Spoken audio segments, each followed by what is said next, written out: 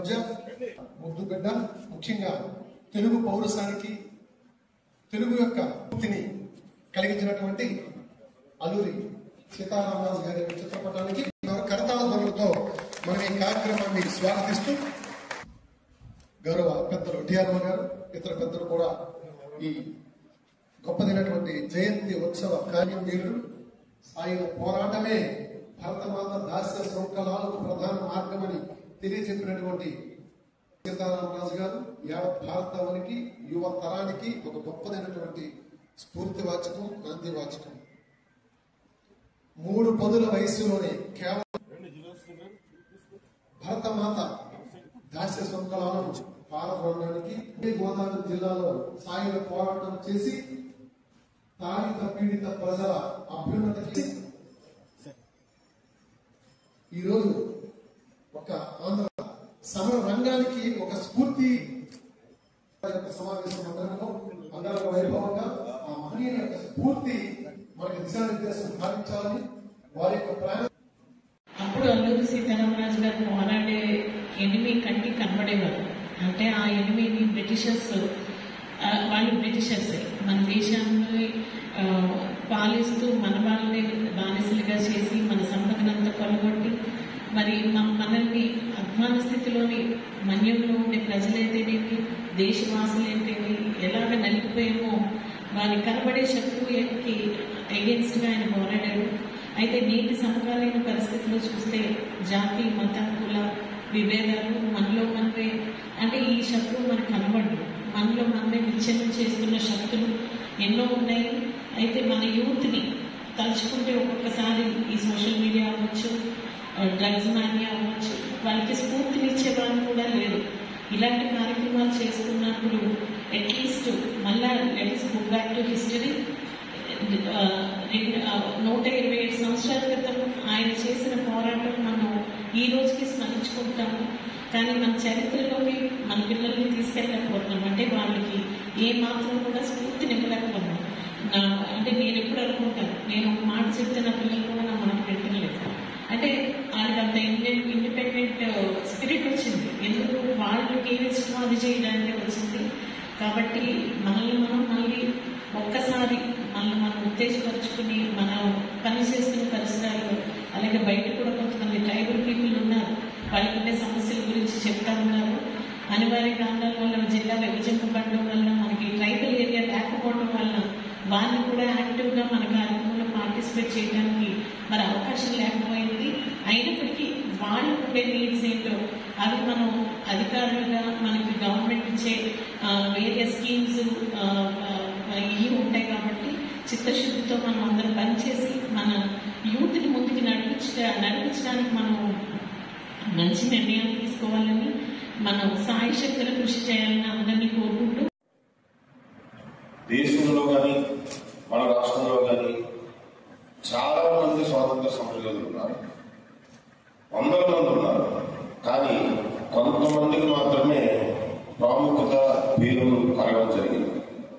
అందులో భాగంగానే మన ఆంధ్రప్రదేశ్ రాష్ట్రంలో చాలా మంది స్వాతంత్ర సమరయోధులు చేసినప్పటికీ ఈయనకి మాత్రం ఇంత స్థాయి ప్రాముఖ్యత అవడానికి కారణం ఒకటి, ఆయన చేసిన పోరాట విధానం.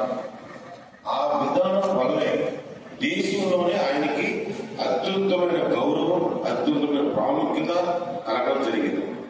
నా సుధాకర్ గారు చెప్పినట్టుగా సహజంగా పోరాటాలు చేసిన వాళ్ళు ఏంటంటే కన్వీనియంట్ ప్లేసెస్, కన్వీనియంట్ ఫెసిలిటీస్ ఇవి చూసుకుంటారు.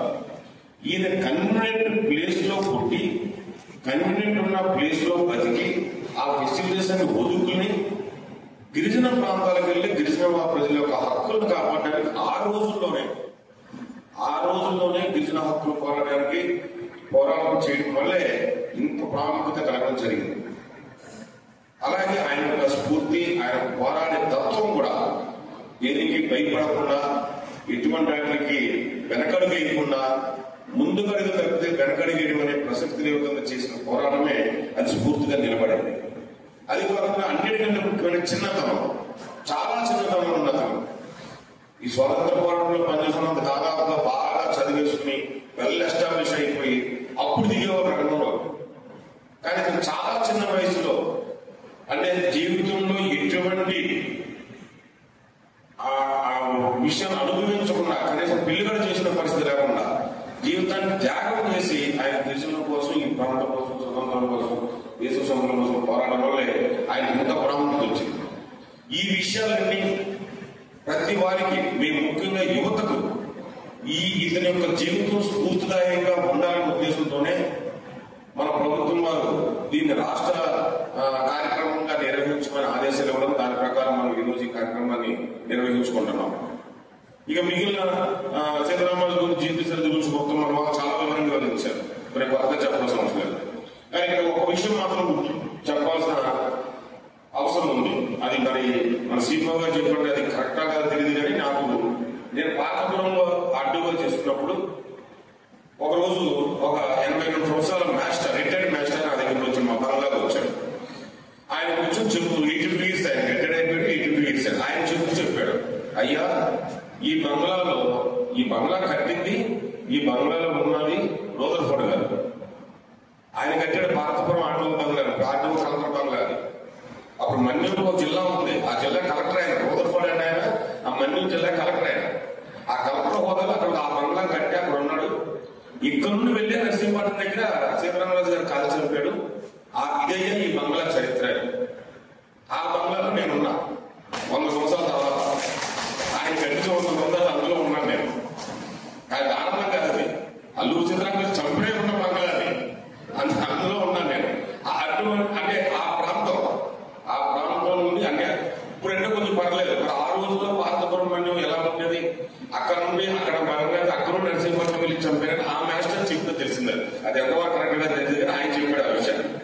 సో ఇటువంటి ఈ వెనకబడిన ప్రాంతాలు ఆయన చేసిన పోరాటం బట్టి, ఆయన వచ్చిన గుర్తింపును బట్టి, ఆయన ప్రాముఖ్యతను బట్టి, ఆయన యొక్క జీవితాన్ని ప్రతి ఒక్కరూ కూడా ఆదర్శంగా స్ఫూర్తిగా తీసుకుని భవిష్యత్తులో మన దేశం యొక్క ప్రగతి కోసం పాల్పడాలని అందరికీ విజ్ఞప్తి చేస్తూ, ఇక్కడ కూర్చున్న మన కాదు జిల్లా ప్రజలందరికీ, ముఖ్యంగా యువతకి విజ్ఞప్తి చేస్తూ ఈ అవకాశం ఇచ్చిన మీ అందరికీ ధన్యవాదాలు తెలియజేసుకుంటూ సెలవు.